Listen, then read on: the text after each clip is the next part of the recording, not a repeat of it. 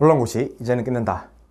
6강입니다. 5강에 이어서 자기소개서 어떻게 써야 되는지 지난 시간에 제가 한국일보를 가지고 와서 자기소개서 문항 분석을 해드리면서 어떻게 써야 된다, 어떤 문항이 더 중요하다라는 말씀을 드렸는데요. 이번 강의에서는 한국일보뿐만 아니라 여러분이 앞으로 이제 숱하게 많은 언론사들의 자기소개서를 쓰게 될 건데, 그 자기소개서들을 관통하는 코드가 하나 있습니다. 그리고 작년부터 언론사들의 채용 트렌드가 조금씩 변했어요. 그 변화된 채용의 트렌드를, 저는 트렌드의 최전선에 있는 사람이죠. 어쨌든 이걸 업으로 한 사람이기 때문에 여러분께 전달을 좀 드려보도록 하겠습니다. 자기소개서입니다. 자, 항상 힘들죠. 자, 제가 여러분에게 그런 말씀을 좀 드리고 싶어요. 자기소개서라는 건 여러분 기본적으로 힘듭니다. 자기소개서 힘들어요. 쓰는 거 쉽지 않아요. 힘들어. 알아요. 저도 힘들었어요. 자기소개서 첨삭해드리는 저도 너무 힘들어요. 솔직히 말씀드리면. 왜? 창작의 고통이 있는 거라서. 압니다. 자, 그래서 여러분 자기소개서가 많은 데는 뭐 5,000자 이렇게 쓰라고 하죠. 악마 같죠 정말? 막 1만 자까지 쓰라는 데도 있었어요. 그런데 여러분이 지금 어떤 직업에 도전을 하는 겁니까? 기자라는 직업에 도전을 하는 겁니다. 기자. 자, 기자란 여러분 어떤 직업이죠? 글을 쓰는 직업입니다. 글쟁이에요. 그렇기 때문에 여러분이 이 5,000자 정도의 자기소개서 쓰는 걸 힘들어하시면 안 된다. 그러니까 어떻게 보면 우리 학생들이 이제 필기시험은 내가 직접 필기시험장으로 가서 시험도 보고 감독도 있고 막 시간도 정해져 있고 동료 지원자들도 있고 이러니까 뭔가 시험 같은 느낌이 드는 거지. 면접도 마찬가지겠죠. 면접도 회사 본사로 주로 갑니다. 주로 가서 긴장을 할 수밖에 없죠. 부담과 압박을 느낄 수밖에 없는 상황과 여건에 노출이 되는데 실감이 나는 거지. 아, 내가 진짜 회사 입사 시험을 치러 왔구나. 내가 진짜 회사에 입사 면접 보러 왔구나 라는 게 실감이 나는데, 자기소개서는 실감이 안 나요. 왜? 혼자 써야 되거든요. 혼자 써야 되다 보니까 자기소개서는 실감이 안 되는 거예요. 실감이 안 나. 그런데 여러분이 명심하셔야 되는 건 뭐냐면 자기소개서도 평가의 일환입니다. 자기소개서부터 평가가 시작되는 거예요. 사실은 제일 중요합니다. 자기소개서부터 평가가 시작이 되는 겁니다. 평가가. 무슨 말이냐? 여러분이 자기소개서를 대충 쓰면 안 된다는 말이에요. 자기소개서부터 조선일보든 중앙일보든 동아일보든 MBC든 SBS든 YTN이든 우리 회사에 들어오고자 하는 사람에게 과제를 준 거란 말이에요. 그 과제를 여러분이 등한시하면 되겠습니까? 그런데 우리 학생들이 자기소개서 쓰는 게 너무 힘들다. 너무 힘든 나머지 대충 지금까지 써왔던 거 대충 컨트롤 C 컨트롤 V 하면 되지 않을까? 여러분 반성하셔야 돼요. 입장 바꿔 한번 생각을 해볼까요? 여러분이 회사를 만들었어요. 여러분이 회사를 만들었어. 작은 회사라도. 여러분의 회사에 누군가 입사하고 싶대요. 그런데 자기소개서를 나름대로 우리 회사 입사를 하겠다고 하는 사람이니까 누군지 궁금해서 자기소개서를 출제를 해드렸더니 대충 그냥 예전에 써왔던 거 긁어왔어요. 컨트롤 C 컨트롤 V 해가지고 이 자기소개서를 쓰는데 별다른 노력을 들이지 않았다. 그럼 여러분은 그 지원자 뽑겠습니까? 여러분부터 안 뽑을걸요 아마? 당연한 거거든요. 그건 성의의 문제입니다 여러분. 성의. 그러니까 여러분 제가 항상 말씀드리는 게 뭐냐면, 내가 떨어졌을 때요, 내가 불합격을 했을 때 이게 되는 학생은 저는 무조건 합격을 할 수밖에 없다고 보는데, 여러분이 불합격을 했을 때 내가 불합격을 왜 했는지 인지할 수 있어야 되는데, 여러분은 불합격을 하면 슬퍼하시죠? 힘들어하시죠? 저는 정말 많은 학생들을 봤어요. 근데 제가 너무 돌직구일지는 몰라도, 정말 몸속에 꽉 찬 돌직구일지는 몰라도 저는 질문을 드립니다. 여러분이 스스로 생각해 봤을 때 여러분의 자기소개서 붙을만 했나요? 여러분이 그만큼 그 자기소개서에 애정과 열정을 담았습니까? 아닐 겁니다. 그저 쓰기 싫다, 힘들다, 창작의 고통이 있다, 5,000자 어떻게 쓰냐, 그냥 예전에 써왔던 거 대충 그냥 컨트롤 C 컨트롤 V 해오고, 심지어 어떤 학생은 자기소개서 첨삭을 저한테 맡기면서 이름까지 안 바꾸고 낸 학생들이 있어요. 예를 들면 조선일보 자기소개서인데 MBC 자기소개서를 그대로 그냥 가져온 거예요. 컨트롤 C를 해놓은 거예요. 그래놓고 여러분이 합격을 바란다고요? 그래놓고 여러분 합격을 바라시는 겁니까? 그 언론사들이 모를 것 같죠? 다 압니다 여러분. 왜냐면 언론사마다 물론 자유문항도 있고요, 자유형식도 있어요. 아예 문항을 안 주는 것도 많아요. 자유형식도 있고 문항을 제공하는 언론사도 있는데, 문항을 제공하는 언론사 같은 경우에는 특히나 언론사마다 문항들이 조금씩 달라요. 다 똑같지는 않습니다. 비슷비슷해 보일지언정 조금씩은 다르다고. 그런데 여러분이 이거 비슷한 문항인 것 같은데? 나 예전에 이거 쓴 적 있는데? 그 내용을 그대로 가지고 와서 컨트롤 C 컨트롤 V를 하고 이름만 한국일보를 조선일보로, 한국일보를 중앙일보로, 한국일보를 YTN으로 바꿔서 냈다?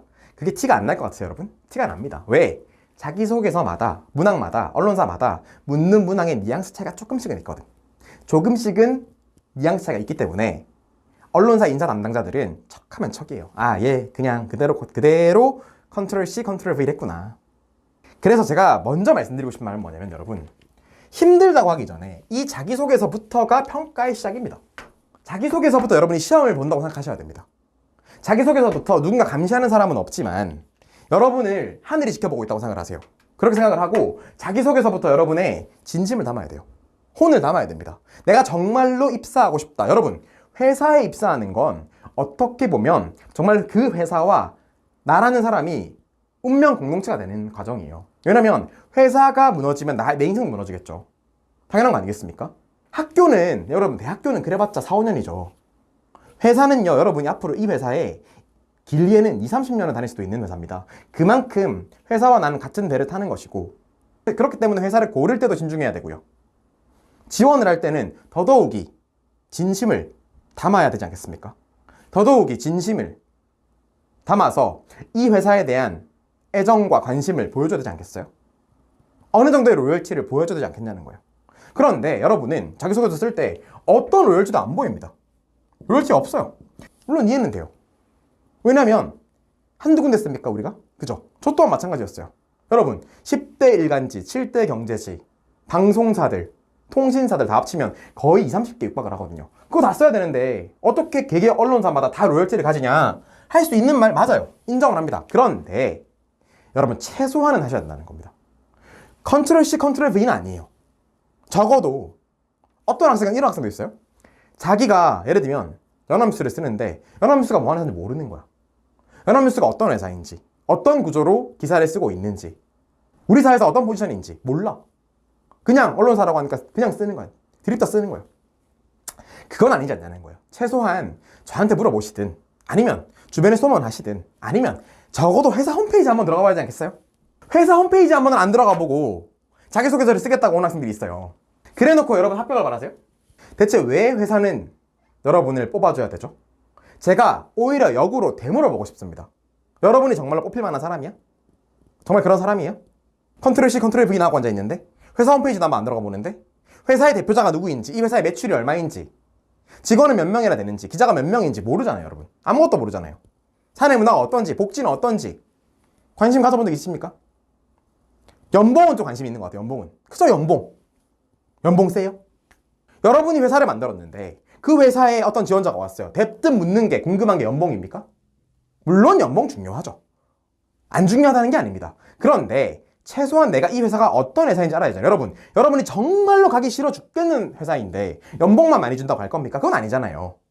정말 내가 듣도 보도 못한 회사인데, 나랑 아무런 관련이 없는 회사인데 연봉만, 돈만 많이 준다고 할 거 아니잖아요. 그렇기 때문에 어느 정도는 여러분이 성의를 보여줘야 된다, 진심을 담아야 된다는 소리입니다. 자기소개서를 쓰기 이전에 제가 꼭 이 말씀을 꼭 드리고 싶었어요. 자기소개서는 어떻게 넘었어요. 근데 어디서 걸린 줄 아십니까? 최종 임원 면접에서 다 걸립니다. 다 걸려요. 여러분, 임원 면접은 언론사의 중역들이랑 보는 거거든요. 여러분, 언론사가 대한민국에서 어떤 포지션인지는 아시죠? 어젠다를 세팅하고 정치인들도, 대통령도요, 언론사 사주 옆에서는 공손해집니다. 그만큼 언론사가 대한민국 사회에서 정말 사부라 불릴 정도의 파워를 가지고 있는 회사들인데, 그 회사의 회장님, 부회장님, 편집국장님, 사장님, 이런 사람들과 면접을 봐야 되거든요. 그런 사람들이 여러분의 자기소개서를 보고 로열티를 못 알아챌까요? 대번에 알아챕니다. 질문 몇 개면 다 해결이 돼요. 이 아이가 얼마나 우리 회사에 정말 진심인지 아닌지는 그 언론사 임원들은요, 여러분을 깔끔하게 걸러낼 수 있어요. 그래서 최종 면접에서 다 걸려요. 어떻게 서류 통과했다? 임원 면접에서 다 걸립니다. 다 걸립니다. 다 걸려요. 오히려 더 비참하죠. 차라리 서탈을 내버리면 희망 고문은 안 하는데, 제일 크리티컬한 탈락이 최종 불합격이에요, 사실. 임원 면접에서 떨어지는 게 제일 비참합니다. 왜? 구분응선을 넘었다고 생각했으니까. 거의 다 붙었다고 생각했으니까. 근데 임원 면접에서 떨어지잖아요. 그 상실감이 이루 말할 수 없고요. 그래서 그 슬럼프가 생각보다 오래 갑니다. 그런 학생들을 너무 많이 봤어요. 그렇기 때문에 처음부터 자기소개서를 어느 정도 이 회사에 대한 로열티를 가지고 진심과 애정을 담아서 잘 써달라는 겁니다. 처음부터. 자기소개서를 접근하는 것부터 잘 써야 돼. 이 태도와 자세가 제일 중요해서 제가 서두에 말씀을 드리는 거예요. 그리고 이제 본격적으로 어떻게 채용의 트렌드가 변했는지, 자기소개서를 또 어떻게 써야 되는지에 대한 말씀을 좀 드려볼 건데, 자, 작년부터 조금씩 변했어요. 그러니까 물론 어느 정도 이런 흐름이 최근 몇 년간 이어져 오고 있었던 건 맞는데 작년부터 유독 좀 변했습니다. 그 공채 트렌드를 분석해본 결과 생각보다 그 경향성이 심해졌습니다. 자, 경향성을 한마디로 말씀드리면 제가 지난 시간에도 잠깐 말씀드린 적이 있는데, 자, 너는 누구디입니다. 자, 이걸 여러분이 이해를 좀 하셔야 됩니다. 왜 언론사들이 나라는 사람 그 자체를 알고 싶어 할까를 여러분이 좀 이해를 하셔야 됩니다. 무슨 말이냐? 자, 원래는요, 언론사들도 야, 근데 기자를 뽑는 자리인데 기자가 되기 위한 준비 과정이나 경험 이런 걸 많이 봐야 되지 않겠어? 라고 생각했어요. 원래 언론사들이. 지금도 사실 이런 부분을 안 본다는 건 아닙니다. 보기는 봐요. 근데 이게 비중이 이전에는 좀 컸다는 거죠. 비중이 컸다는 겁니다. 그래서 기자가 되기 위한 어떤 준비 과정과 경험을 했는지 제가 지난 시간에 말씀드렸죠. 그런 것들을 중점적으로 평가를 했어요. 그래서 학생들을 선발을 했어. 예를 들면 학교 신문사 한 학생들, 학보사 한 학생들, 이런 학생들 있죠. 언론사에서 인턴한 학생들, 이런 학생들을 주로 선발을 했단 말입니다. 언론사들이. 근데 문제는 뭐냐면 이 학생들을 뽑고 나니까 별로 두각을 나타나지 않는 겁니다. 좀 이상한데? 얘는 그래도 좀 언론사 일을 좀 잘 알 거라고 생각을 하고 뽑아놨더니 적응을 잘 못하는 거예요. 못하고 뭐지? 어차피 우리가 처음부터 다 다시 가르쳐야 되네? 그러니까 그러면 문제는 어디서 발생을 하냐면 이런 걸 중점적으로 평가를 했어요. 그래서 여기서 이 사람의 인생에 대한 고찰이 별로 없었거든요. 이 사람이 누군지, 이 사람의 인생관, 가치관, 인성, 됨됨이 이런 것들을 물론 보긴 봤겠지만 기자 준비 과정을 조금 더 우선시했기 때문에 조금 등한시됐던 거죠. 업무적인 능력이 부족한 건 물론이고 데스크와 충돌이 있는 겁니다. 계속 사사건건 충돌이 있는 거야. 그러니까 언론사들이 어떻게 생각하는 거냐면 와, 이거 뭐야? 야, 쟤 나름대로 기자 스펙 경험 화려해서 모아놨더니 쟤 왜 저렇게 엉망이야? 이렇게 되는 거죠. 그래서 언론사들이 생각을 고쳐먹기 시작했어요. 무슨 말이냐? 어차피 이렇게 기자 준비 과정이 잘 되어 있는 스펙과 경험이 화려한 학생들을 뽑아도 어차피 처음부터 다시 가르쳐야 되더라. 그러면 애초에 우리가 어차피 이런 애들 뽑아봤자 나름대로 얘네들은 우리가 뽑으면 바로 써먹을 줄 알았더니 바로 써먹을 수 있을 줄 알았더니 그게 아니었던 거지. 어차피 처음부터 다시 가르쳐야 되는 거라면 차라리 인성이 좋은 학생들을 뽑자가 되는 겁니다. 야, 기본 됨됨이가 좀 된 애들을 뽑자 이렇게 된 겁니다. 태도와 자세가 좋은 학생들을 뽑자가 된 겁니다. 좋은 태도와 자세. 한마디로 자, 중요한 말입니다. 같이 일하고 싶은 사람을 뽑자 합니다.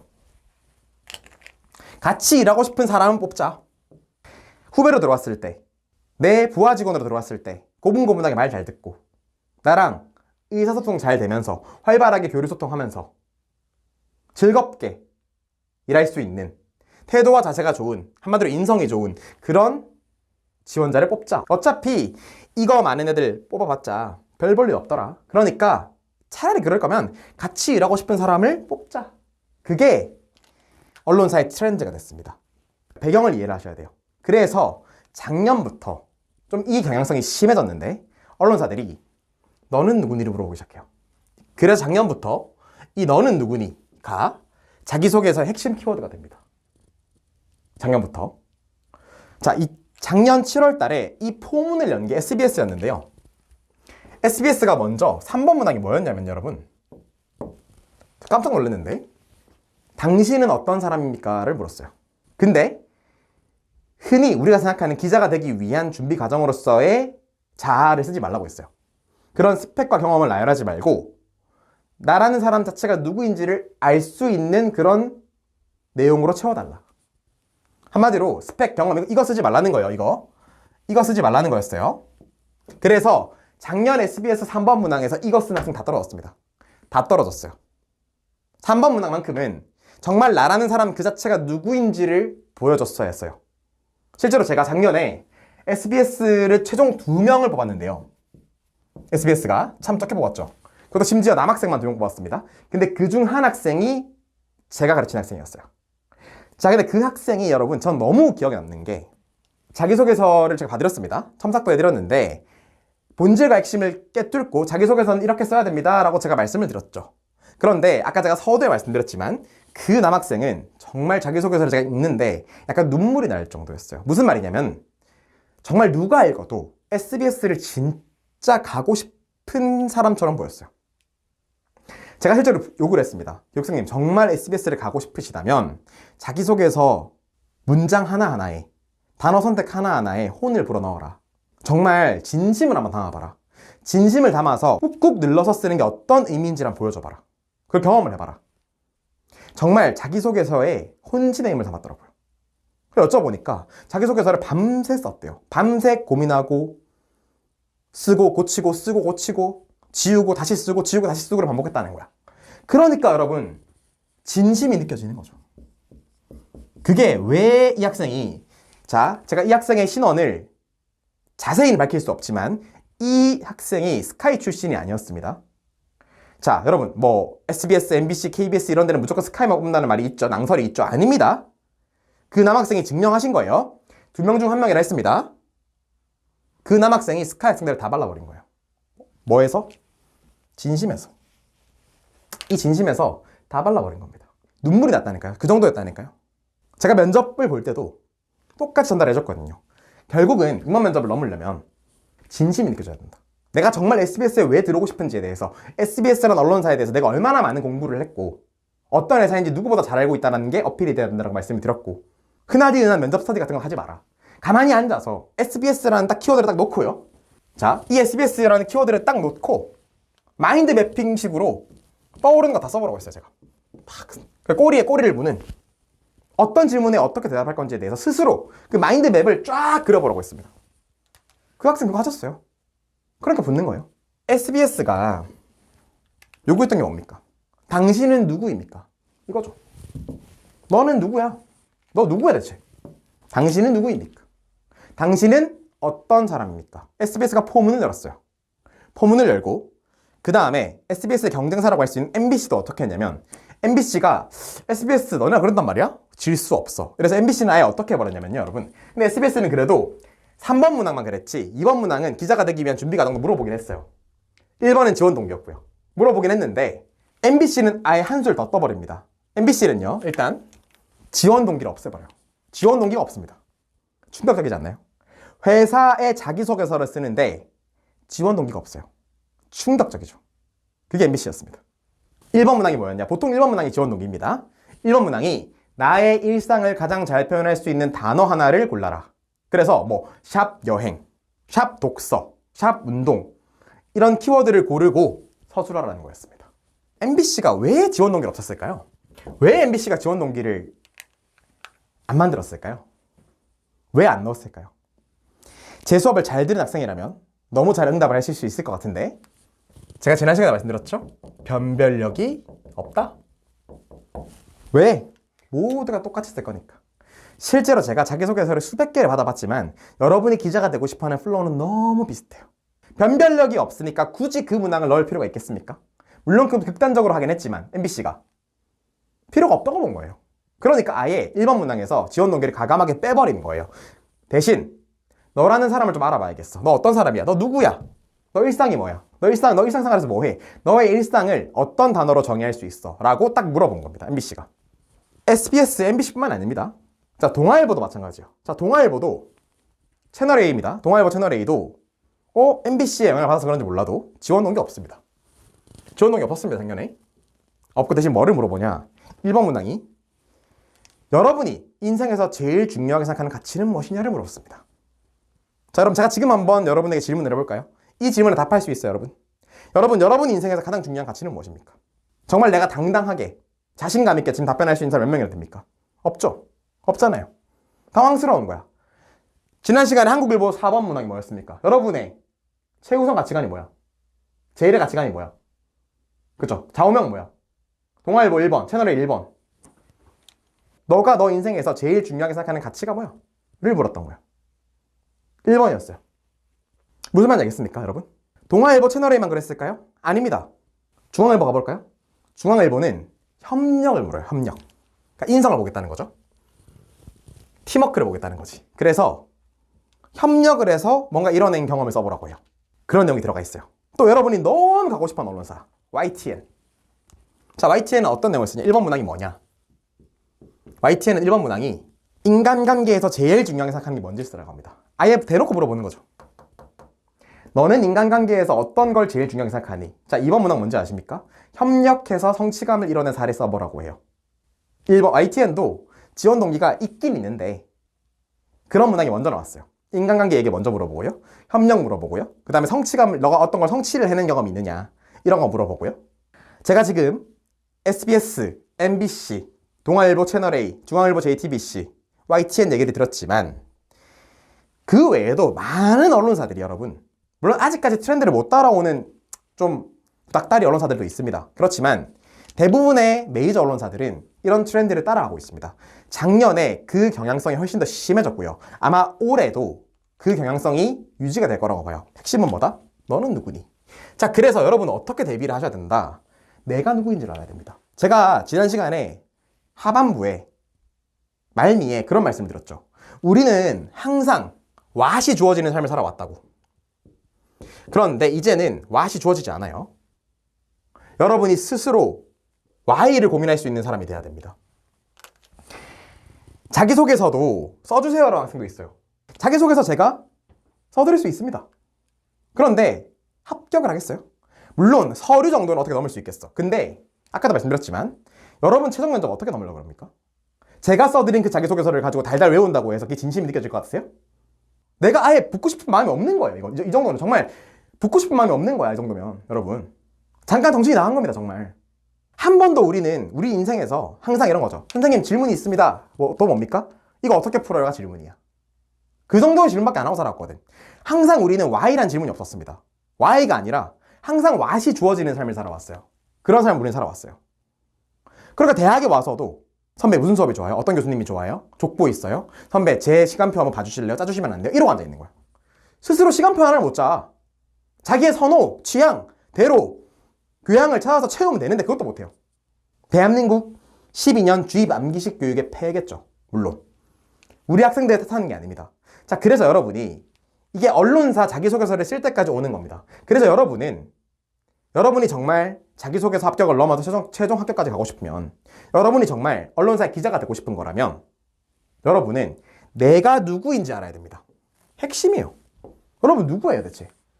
제가 지금 이 질문들에 한번 답변을 들어볼게요. 자, 여러분은 최종 인생 목표와 꿈이 뭡니까? 여러분은 왜 살아요? 인생의 목표와 꿈은 뭡니까? 여러분이 인생을 살면서 가장 힘들었던 적은 언제죠? 어떻게 극복을 했나요? 또 여러분은 언제 가장 행복하신가요? 여러분은 언제 가장 슬프신가요? 여러분은 부모님을 사랑하나요? 여러분 부모님을 존경하나요? 여러분은 여러분 스스로를 존경하나요? 여러분 스스로 사랑하시나요? 나는 언제 가장 슬프고 기쁘고 행복하고 즐겁고 알아요? 극단적으로 어떤 학생들은 자기 음식 취향이 뭔지도 몰라. 물론 여러분 인간이 자기 스스로를 모르는 건 너무 자연스러운 과정이에요. 지극히 자연스러운 과정인데 그렇기 때문에 다양한 경험을 해야겠죠. 다양한 경험을 하면서 나는 이런 사람이구나. 사실 연애를 하라는 이유도 뭐냐면 연애를 해서 즐겁고 행복한 시간을 보내는 것도 있겠지만 연애를 하다 보면 정말 남자와 여자란 존재는 여러분 연애를 해보신 분들은 다 아시죠? 정말 오른쪽으로 간다 왼쪽으로 간다 정말 다르잖아요. 오죽하면 화성에서 온 여자 금성에서 온 남자 이런 말도 있잖아요. 행성이 달라버려 아예. 그 말은 뭐냐, 행성이 다르다고 느껴질 정도로 다른 그 두 남녀가 서로 맞춰서 서로의 입장을 이해하고 배려하면서 그 관계를 유지하려면 얼마나 많은 공부가 필요하겠고 희생이 필요하겠고 양보가 필요하겠어요. 그래서 또 그 과정에서 내가 어떤 사람인지를 알게 되는 거죠. 나는 이랬을 때 기분이 나쁘구나 좋구나. 나는 이런 걸 되게 좋아하는구나. 난 이런 사람을 좋아하는구나. 이런 사람은 나랑 잘 맞구나 안 맞구나를 알게 되는 거죠. 그래서 혹시 이 강의를 대학생분들이 보고 있다면 연애는 많이 해보는 게 좋아요. 기본적으로. 물론 주장님 죄송한데 그거는 돈트의 영역이 아니라 켄트의 영역이다라고 하시면 어쩔 수 없겠지만 어쨌든 여러분 그 자체가 누군지를 아셔야 됩니다. 그래서 여러분이 지금 책상 앞에 앉아서 가만히 앉아서 열심히 시사 이슈 공부하는 거, 물론 그것도 중요하겠지만 그것보다 더 중요한 건 뭐냐면 여러분이 우리 사회에 녹아들어야 돼요. 자, 무슨 말이냐. 제가 다음 시간에 논술 면접도 수업을 해드릴 거고 논술 면접 시간에 제가 말씀을 드릴 내용이긴 하지만 여러분이 나라는 사람이 누군지를 알려면 나라는 사람을 비춰주는 거울이 있어야 돼요. 그 거울이 바로 세상입니다. 세상에 나가야 돼요, 여러분이. 사회로 나가야 돼요. 사회로 나가고 세상에 나가란 말이 무슨 말이냐면 여러분이 지금 예를 들면 자, 마동석 지금 대세입니다. 범죄도시가 연일 히트예요. 1편, 2편, 3편, 4편, 5편 계속 나온대요. 자, 그러면 여러분이 분석을 해보는 거죠. 세상 속에 스며들라는 말은 뭐냐면 사람들은 왜 마동석의 주먹에 열광을 할까? 왜 범죄도시란 이런 액션물에 어떻게 보면 사실 이게 영화 평론가들 아주 혹평을 합니다. 그죠? 실제로 그런 말도 있어요. 마블이 미국의 영화 수준을 많이 떨어뜨렸다는 말이 있어요. 그런 히어로물들이. 그 말대로 마블이 헐리우드를 망쳤다라는 말이 있듯이 범죄도시가 한국 영화계를 망치고 있다는 영화 평론가들도 있거든요. 그런데 이런 영화가 왜 블록버스터급 영화보다 더 인기가 좋을까? 왜 우리나라 사람들은 마동석의 주먹에 열광을 할까? 그 원인이 뭘까? 워낙 삶이 각박하고 또 부정부패가 만연하고 사회 정의가 무너져 있고 정신적 아노미의 상태라서 그 마동석의 핵주먹 한 방이 그렇게 통쾌한 건 아닐까라고 여러분 스스로 할 수 있어야 되는 거죠. 나쁜 놈들을 때려잡겠다는 워낙 나쁜 놈들이 활기를 치고 다니는 이 세상에 슬픈 자화상 아닐까요? 그렇게 분석을 할 수 있어야 되는 거죠. 여러분 주변에서 일어나고 있는 많은 현상들이 있습니다. 그 현상들에 대해서 무관심하게 넘어가면 안 돼요. 아, 범죄도시 내 스타일 아니야, 안 볼래. 이러면 안 된다라는 거지. 여러분이 적어도 기자가 되실 분들이라면 우리 사회 문제에 대해서도 그 정도의 관심과 사랑을 가져줘야 되고요. 또 범죄도시를 보면서 나는 액션물을 좋아하는구나, 싫어하는구나 또 느낄 수 있을 것이고, 그래서 우리 사회로 여러분이나 사람을 비춰줄 거울, 즉 우리 세상과 사회로 여러분이 나가셔야 한다는 겁니다. 사람도 많이 만나고 다니셔야 되고요. 정말 안타까운 게 우리 대학생 후배들이 정말 안타까운 게 그런 게 있어요. 저한테 질문을 많이 합니다. 대학교 인간관계가 너무 힘들다, 이런 말을 많이 해요. 대학교 너무 인간관계가 너무 부질없어서 나는 고친들, 중친들이 좋아, 동네 친구들이 좋아. 그래서 대학교 인간관계는 역시 별로야. 중친 고친 만나고 다닐래. 그래서 난 인간관계가 좁아지는 겁니다. 전혀 확장이 되지 않아요. 이게 왜 문제냐면 여러분 여러분 착각을 하시는데요. 여러분 대학교 친구들도 만약에 중학교, 고등학교처럼 여러분 중학교, 고등학교의 인간관계는 여러분이 스스로 만들어낸 인간관계가 아닙니다. 사회적으로 만들어진 인간관계예요. 자, 여러분 반도 만들어주죠. 심지어 짝꿍도 정해줘요. 그리고 고등학교 같은 경우에는 정말 아침 8시부터 밤 10시까지 붙어 있어요. 어떻게 안 친해집니까? 아니, 안 친해지면 돼요? 안 친해지면 너무 괴롭지 않을까요? 자연스럽게 안 친해질래야 안 친해질 수가 없는 상황과 여건에 우리 사회가 여러분을 밀어넣은 거예요.